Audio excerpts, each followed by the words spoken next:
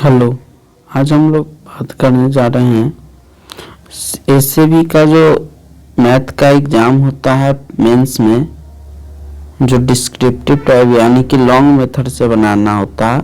उसमें एक बच्चे ने अपना कॉपी दिया था मुझे और बोला कि सर इसको देख लीजिएगा, मतलब एनालिसिस कर दीजिएगा कहाँ पर गलत कहाँ पर सही है, कौन कौन पॉइंट ये इस लड़के ने बच्चे ने गलत किया है और कौन कौन इसका जो पॉइंट लिखा हुआ सही है, तरीका सही है और कहाँ कहाँ पर गलत है उसको सुधार करना है इसको। ठीक है, इस पर चर्चा मैं कर दूंगा इस पर। ठीक है, और ये बच्चा जो है यह इसका नाम तो शायद नाम नहीं लेना चाहिए और लेकिन ये नालंदा का रहने वाला है। ठीक ना, तो चलिए इस पर शुरू करते हैं कि आखिर इस बच्चे ने कहाँ कहाँ पर गलती किया और कौन कौन सा पैटर्न सही लिखा हुआ है इसका। ठीक है, देखिए सबसे पहले इस बच्चे ने क्वेश्चन को जो बनाया था उसमें हल लिखा, ये सही अच्छा है, मतलब लिखा हुआ है। उसके बाद दिया हुआ है लिखा, लेकिन जब एक क्वेश्चन लिखा था शायद इसमें क्वेश्चन में दो चीज दिया हुआ था। एक दिया हुआ था आपके पौधे के नर्सरी में 75 तरह के पौधे हैं। ठीक ना, तो प्रत्येक पौधे की 3 प्रजातियां, तो एक तो ये दिया हुआ था, साथ में साथ कॉस्ट भी दिया हुआ था जो बच्चे ने नहीं लिखा, यानी इस स्टूडेंट ने कॉस्ट को नहीं लिखा। ये आपका नेगेटिव पॉइंट है, आपको यहाँ पर उसको भी दर्शाना चाहिए था। दिया हुआ है में क्या क्या है ये सारा चीज आपको लिखना था। ठीक है, तो आपको इस पर भी ध्यान देना चाहिए था। अगला है ज्ञात करना है। ज्ञात करना में आप एक बात लिखें कि नर्सरी में सभी प्रजातियों के कुल कितने पौधे हैं, एक बात सही है। और दूसरा में एक और बात निकालना है जो आप आगे तो निकाले हैं लेकिन उसको दर्शाए नहीं है कि क्या ज्ञात करना है। ठीक ना, इसमें एक और ज्ञात करना था कॉस्ट, कितना खर्च होगा अगर इतना का दिया हुआ है, रेट दिया हुआ था कि एक पौधे के लगाने का खर्च। ठीक है, देखिए ज्ञात करना है। अब उसके बाद इस बच्चे ने प्रश्न से शुरू किया। प्रश्न से पौधे, चूंकि पौधे के नर्सरी में पौधों की संख्या 75 है,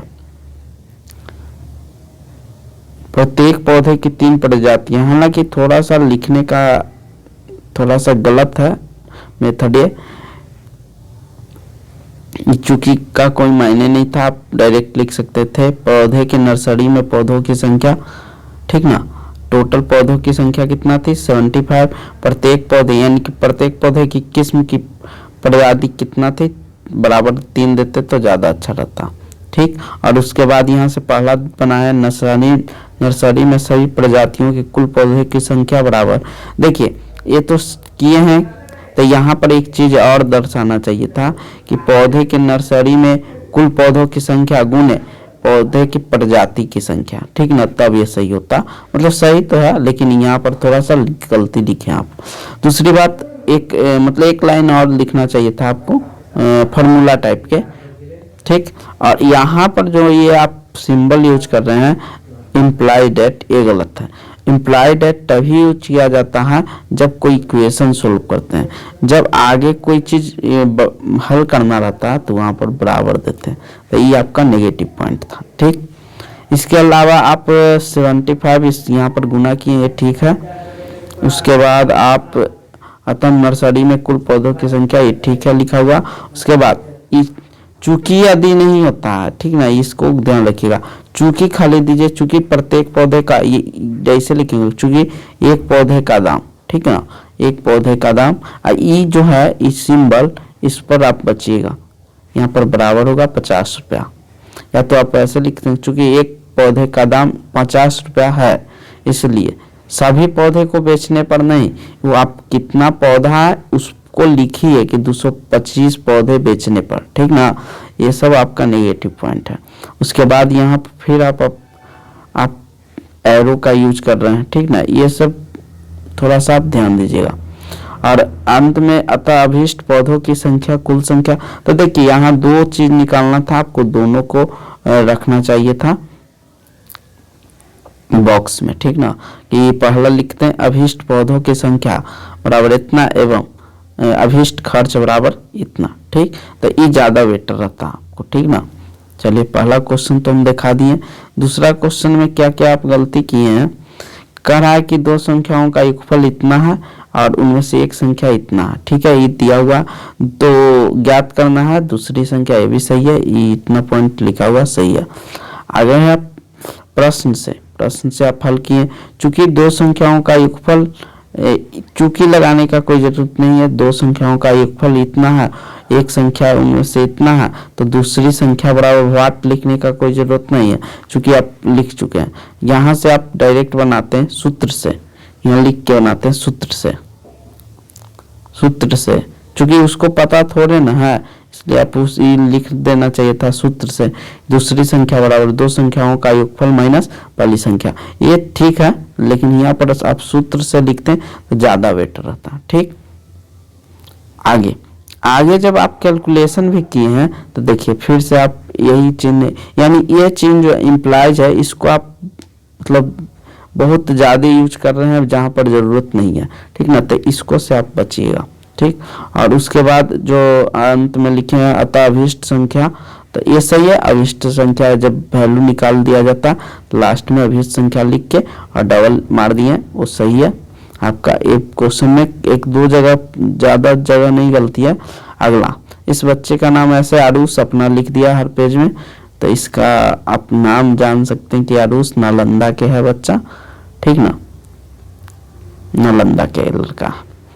तो बच्चा आप जो भी स्टूडेंट देख रहे होंगे इन पॉइंट को आप गलती मत कीजिएगा, और खासकर एग्जाम अभी अगर कोई भी गलती होगा तो उसको सुधार लीजिएगा, एग्जाम में तो दम बिल्कुल नहीं करना।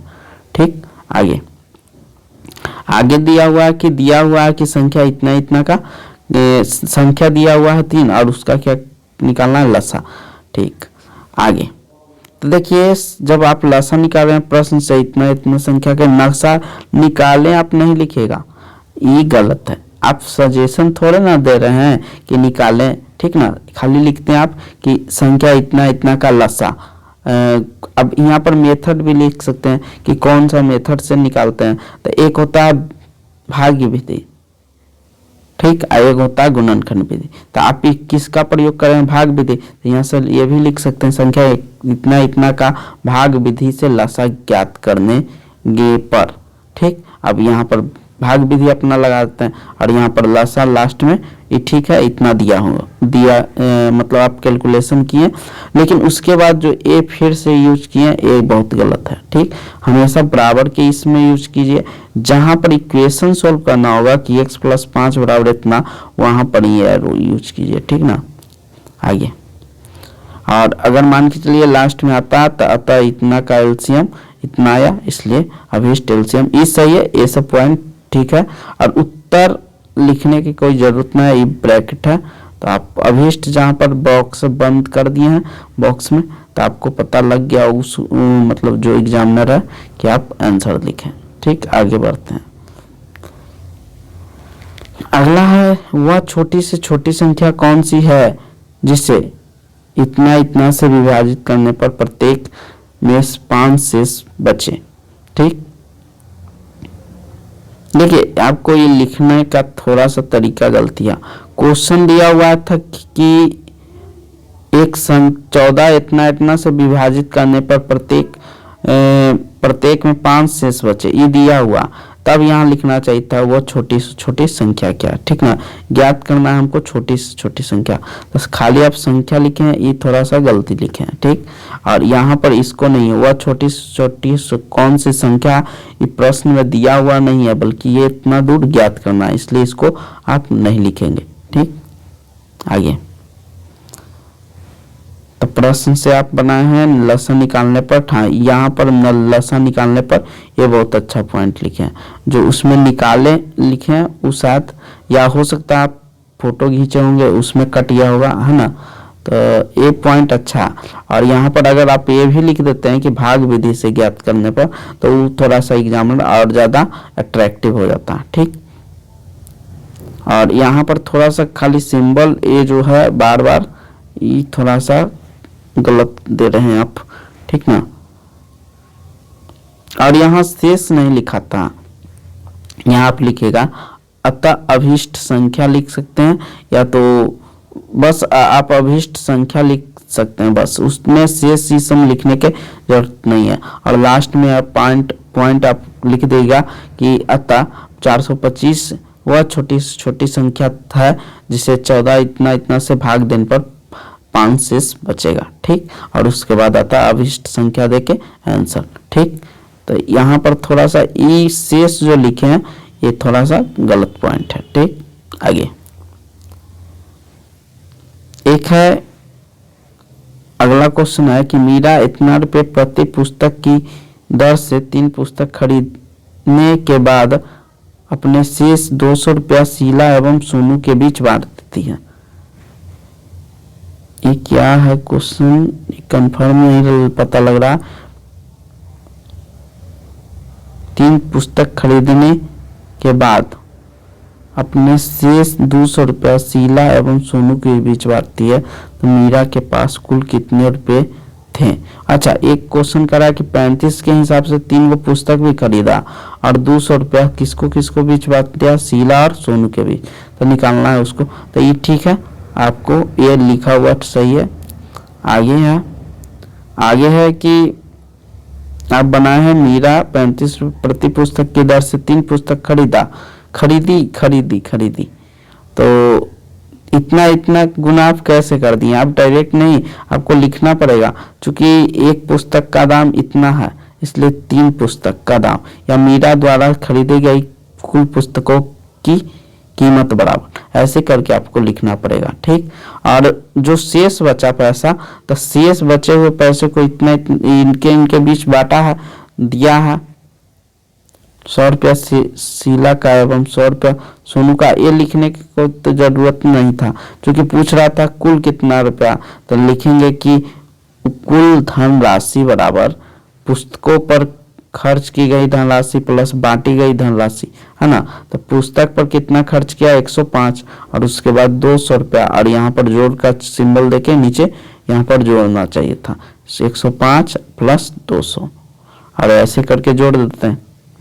और यहाँ पर लास्ट में पॉइंट आप सही लिखें कि अतः उसके पास इतना रुपया थे, और अभिष्ट रुपया बराबर या अभिष्ट धनराशि लिख सकते हैं, अभिष्ट धनराशि अभिष्ट राशि बराबर इतना, ठीक 305। आगे अगला क्वेश्चन में आप बनाए हैं कि मनोज ने 500 ग्राम वजन वाले शक्कर की 600 थैलियां खरीदी, और इसमें है इस शक्कर से 200 ग्राम वजन वाले कितना। हाँ, क्वेश्चन यह है कि 500 ग्राम वाला खरीदा है 6 पैकेट और उसको बदल दिया है 200 ग्राम वाला, ठीक ना, यानी कि छोटा छोटा ग्राम में पैकेट कर दिया, तो ये आपका लिखा हुआ सही है। देखिए एक बात याद रखिएगा, कितने पैकेट खरीदी, तो यहाँ पर क्वेश्चन मार्क लगना चाहिए, ठीक ना। तो ये थोड़ा सा पॉइंट, ऐसे तो एग्जामिनर इस पर तो कोई एक्शन नहीं लेगा, फिर भी आपको ये पॉइंट गलत है। आगे अब लिखें आप प्रश्न से, मनोज ने इतना इतना वजन के शक्कर 6 थैलियां खरीदी। एक थैली में शक्कर का वजन, ठीक है 500 ग्राम। यहाँ चूकी आप लगाते हैं, यहाँ चूकी का कोई जरूरत नहीं था, लेकिन यहाँ जरूरत है, ठीक ना। और यहाँ पर ये भी लिख सकते हैं एक एक नियम से, हालांकि वो नहीं लिखिएगा तो चलेगा, लेकिन चूकी लिखना चाहिए। चूंकि एक थैली में शक्कर का वजन इतना, तो 6 थैली में इतना, यानी टोटल इतना था ग्राम खरीदा। अब यहाँ से लिखेंगे कि उसके द्वारा एक पैकेट में भरे जाने वाले शक्कर के वजन कितना, 200 ग्राम, यानी इसलिए यहाँ से अब लिखेंगे 200 ग्राम एक पैकेट में भरा जाता है, इसलिए 1 ग्राम कितना में 1/200, इसलिए कितना ग्राम उसके पास था 3000, 3000 1/, यहाँ पर से ऐसे करना चाहिए था आपको, 1/200 था ना, 200 गुने कितना आया था 3000, तो इसको कैलकुलेशन आप कर देते हैं, ठीक ना। तो आप ये सब थोड़ा सा ये लिखने का थोड़ा सा तरीका आपका गलत है, ठीक ना, इस पर आप ध्यान दीजिएगा। अतः 3000 का नाम से बनाए गए पैकेटों की संख्या 15, तो अभिष्ट पैकेट यहाँ पर तो सही है, लेकिन उसके ऊपर वाला बहुत सारा पॉइंट गलती लिखे हैं, ठीक ना, तो इसको आप सुधारिएगा। अगला है क्वेश्चन, दिया हुआ है कि एक बगीचा जिसकी लंबाई इतना और चौड़ाई इतना है, बांस को यानी कि उसको 1 मीटर बांस के घेरा लगाने का खर्च 5 रुपया। यानी कि ये क्या लिखे हैं, 1 मीटर लिखे हैं, क्या लिखे हैं, अच्छा जो भी है यहाँ पर शायद बांस लगाने का घेरा लगाने का खर्च 5 रुपया, 1 मीटर का शायद बांस है। ठीक है, तो सही बात है कि आपको निकालना पड़ेगा परिमाप। तो यहाँ से प्रश्न से इसलिए भी लिखते हैं कि 1 सेकेंड, आप एक क्वेश्चन लिखने के बाद आप यहाँ प्रश्न से ये दर्शाना चाहिए था कि बगीचे के लंबाई बराबर कितना था और चौड़ाई बराबर कितना था। और अब निकालते हैं सूत्र से बगीचे का परिमाप, ठीक ना, तो ये ज्यादा बेटर रहता। और इसमें जब आप लिखें तो ये क्या या मीटर में आया, सेंटीमीटर में आया, नहीं आया, क्या आया, तो इस पर थोड़ा गौर कीजिएगा, ठीक ना। इस हम लिखने का तरीका होना चाहिए। अब चूंकि 1 मीटर घेरा लगाने का खर्च 5 रुपया है, ठीक है, तो 70 मीटर घेरा लगाने का ये सही है। यहाँ पर क्या आया ये नहीं लिखे आप, ठीक ना। शेष बची धनराशि 500 माइनस 350, शायद पहले रुपया भी दिया हुआ था, इस बात का जिक्र आपने शायद नहीं किया, ठीक ना। तो ये सब जिक्र होना चाहिए क्वेश्चन में। एक और क्वेश्चन है कि एक मजदूर की मजदूरी इतना रुपया प्रतिदिन है, 15 मजदूर की 20 दिनों की मजदूरी क्या थी। ठीक है, यहाँ मजदूरी 20 दिनों के यहाँ पर क्वेश्चन मार्क दीजिए कि क्या थी, मतलब कि पूछ रहा, इसलिए यहाँ क्वेश्चन मार्क होगा। आगे अगला है, आगे है चूंकि एक मजदूर की 1 दिन की मजदूरी, यहाँ पर भी आपको एक ऐसा लिखते हैं 4 बेटर रहता, ठीक, बराबर 170, इसलिए 15 मजदूरों की 1 दिन की मजदूरी 170 गुने 15, यहाँ पर खाली ये चिन्ह गलत है, यहाँ आप गुना नहीं भी करेंगे तो चलेगा, इसलिए 15 मजदूरों की 20 दिन की मजदूरी बराबर इतना गुने इतना, ठीक है, यहाँ पर चलेगा। और अतः 15 मजदूरों के 20 दिन की मजदूरी टोटल, एक जो चिन्ह आप यूज कर रहे हैं रो यानी कि इम्प्लाइड है, टी गलत है, अतः अभिष्ट मजदूरी बराबर इतना, ई सही है, ठीक।